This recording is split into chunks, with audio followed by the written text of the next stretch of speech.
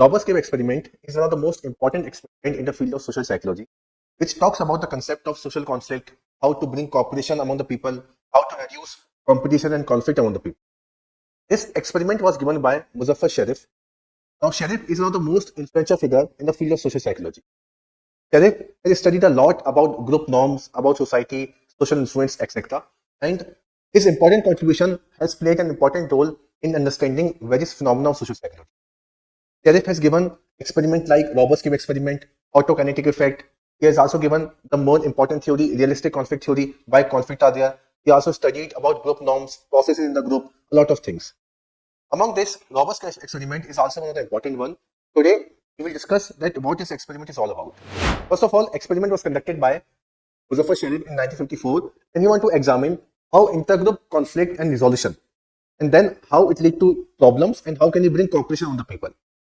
So this experiment is actually conducted in 3 phases. Total 3 phases are there, and to perform this experiment, Sherif has collected some boys, around 22 boys were collected around age 11 and 12, similar socio-economic background, and they took those boys in a summer camp.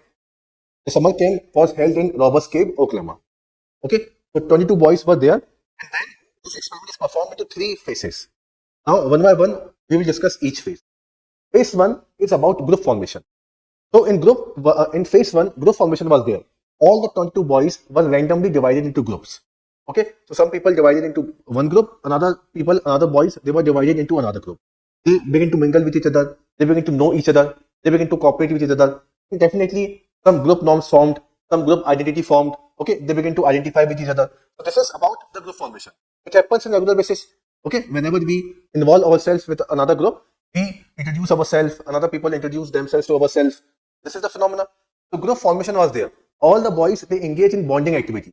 Okay, a strong group identity developed. Okay, this is my group and this is your group. In group versus out group, the same thing. Categorization is there. So this is phase 1, group formation. No problem. Still, no conflict is there. Now in phase number 2. In phase number 2, what was introduced? The group conflict was there. Why? Because in phase 2, competition was introduced. Competitive games introduced. So a lot of games like tug of war and another such kind of games were introduced in phase 2. Now in phase 2, conflict was seen. Because whenever any group won, they were given medal, they were given appreciation, they were given prizes. Lot of such things are there. Lot of competitions were given over there. Okay, so when competition was there, these groups become hostile to each other. Okay, they begin to name calling, they begin to fight, they become very hostile. They also begin to use violence for them, abusive language for them, abusive language for each other. Okay, so in-group favoritism and out-group hostility intensified. Now understand, in phase number 1, if we talk about, in this particular phase, only in-group and out-group was there. This is my group, this is your group.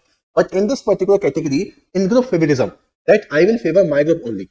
And out-group hostility means the other group is hostile, the other group is bad, my group is very, very good. Such kind of feelings generated into the phase 2 because of the competition which was introduced by Sherif. Now what happens in the next phase? This is very, very important.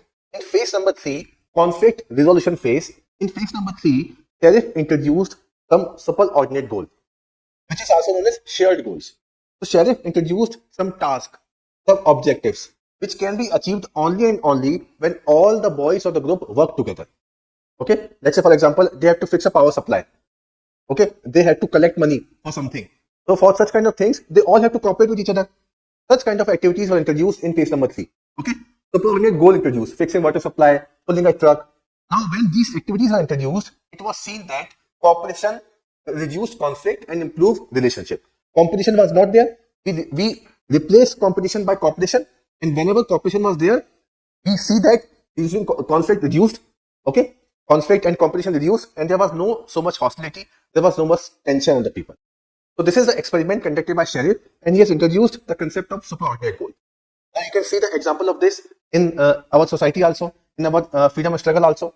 Okay, during 1857 revolt and other such kind of event, all the people from different background, different religion, they all come together.